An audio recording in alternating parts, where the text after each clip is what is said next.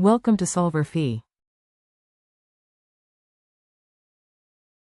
In this question, the airline wants to minimize the transportation cost or the operating cost. So let's assign the type of plane to be P1 and P2 as given in the question.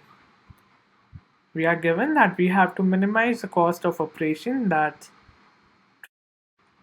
inclusive of P1 and P2 is 12,000 P1 plus 10,000 P2, subject to the constraints that the company has provided. That's 2000 first class, 1500 tourist class, and 2400 economy class passengers.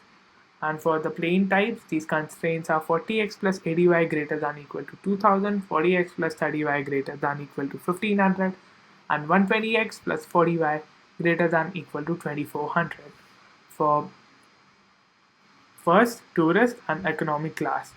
We now plot the graph for these inequalities to satisfy these inequalities.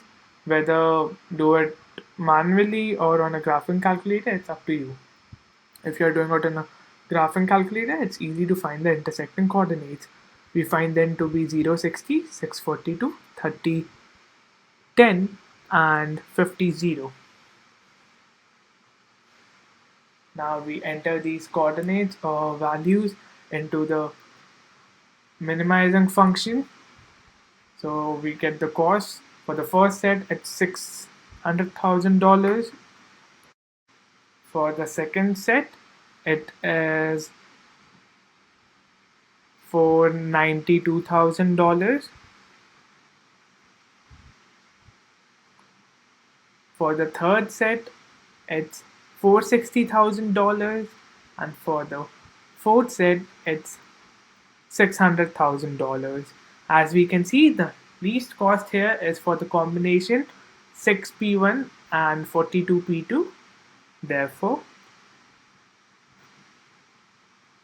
30P1 and 10P2 planes should be used in order to minimize the operating cost.